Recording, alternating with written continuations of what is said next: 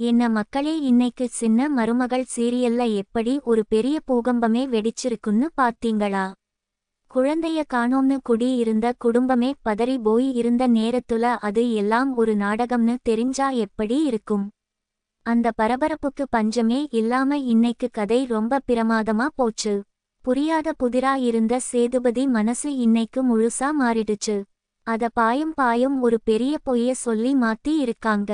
அது எப்படி நடந்துச்சுன்னு இப்போ விரிவா பார்க்கலாம். கதை ஆரம்பத்துலயே சேது கையில குழந்தைய வச்சிட்டு கண்ணீர் விட்டபடி நின்னுட்டு இருக்காரு. அவர் அப்பா ராஜாங்கம் கிட்ட என் புள்ள எங்கேயும் தொலைஞ்சு போகல பா, என் கிட்ட தான் பா இருக்குன்னு ரொம்ப உருக்கமா சொல்லி அழுகுறாரு. சேது அந்த குழந்தைய கட்டி பிடிச்சு முத்தம் மேல முத்தம் கொடுக்குறத பார்த்து தமிழ் ரொம்ப சந்தோஷப்படுறா. அப்போ தான் சேது மனமுருகி பேசுறாரு. நான் பண்ண தப்பு தான் இது, நான் என் புள்ளைய தூக்காம விட்ட தப்பு தான், என்னை மன்னிச்சிடுடான்னு குழந்தை கிட்ட கண்ணீரோட மன்னிப்பு கேக்குறாரு. இனிமே இது போல நடக்காது, நான் என் புள்ளைய உயிரா பார்த்துப்பேன்னு உறுதி அளிக்கிறாரு.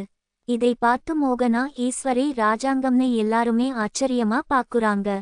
அப்போ தான் அந்த பெரிய உண்மை வெளியே வருது. குழந்தைய திருடி வச்சிட்டு காணோம்னு டிராமா போட்டது வேற யாரும் இல்ல, நம்ம கருப்பு தான்னு தெரிந்தவுடன் குடும்பமே அவனை திட்டி தீக்குறாங்க. காலையில இருந்து எப்படி ஒரு கலவரத்தை உண்டு பண்ணிட்டியே, உனக்கு அறிவே இல்லையான்னு எல்லாரும் கேக்குறாங்க. இப்படி ஒரு சதி வலைய பின்னி போலீஸ் ஸ்டேஷன் வரைக்கும் போயிட்டியேன்னு எல்லாரும் கருப்பு மேல கோபப்படுறாங்க. ஆனா கருப்பு ரொம்ப தெளிவா, நாங்க பண்ண தப்பு தான், ஆனா சேது மனசுல இருக்க அந்த புள்ள பாசத்தை வெளிய கொண்டு வர தான் இப்படி ஒரு நாடகம் ஆடுனோம். அந்த குழந்தைய காணோம்னு சொன்னா தான் அவரு மனசு மாறும்னு நினைச்சோம், அது இப்போ நடந்துருச்சுன்னு சொல்றாரு. இதை கேட்ட உடனே சேது கோபப்படுவாருன்னு எல்லாரும் நினைச்சிட்டு இருந்த நேரத்துல சேது அவரை திட்டாம, நீ நல்லது தான் பண்ணி இருக்க, உனக்கு ரொம்ப நன்றின்னு சொல்றாரு. சேது அவரு புள்ளைய எப்பவும் தழுவிக்கிட்டே இருக்காரு. இந்த இடத்துல சேதுபதி அழுத அந்த காட்சி ரொம்ப கண் கலங்க வச்சுடுச்சு. ஒரு அப்பாவா அவரு படுற தவிப்பு ரொம்ப அழகா காட்டி இருந்தாங்க. இரவு நேரத்துல தமிழ் கூட இருக்க பெண்கள் எல்லாம் பண்ண தப்ப நினைச்சு வருத்தப்பட்டு பேசிட்டு இருக்காங்க. நம்ம பண்ண காரியத்தால காலையில இருந்து குடும்பமே எவ்வளவோ கஷ்டப்பட்டுட்டாங்கன்னு பேசிக்கிறாங்க.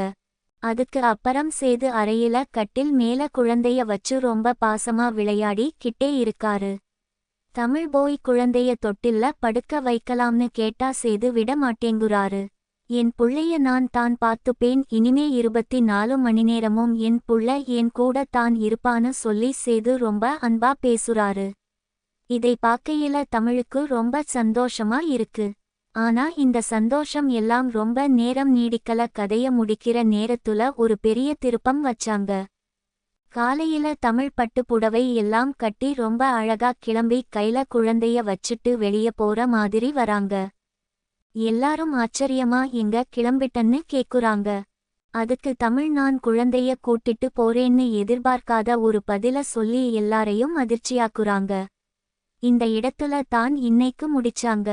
சேது அவ்ளோ பாசமா இருக்க நேரத்துல தமிழ் ஏன் குழந்தைய கூட்டிட்டு போக நினைக்கிறா? இது மோகனாவோட புது சதி திட்டமா இருக்குமோ, இல்லனா ராஜாங்கம் எதுவும் புது பிரச்சனைய கொண்டு வருவாரான்னு நாளைக்கு தான் நமக்கு தெரியும். கண்டிப்பா நாளைக்கு சேதுக்கும் தமிழுக்கும் ஒரு பெரிய சண்டை வரதுக்கு நிறைய வாய்ப்பு இருக்கு மக்களே, பொறுத்திருந்து பாப்போம்.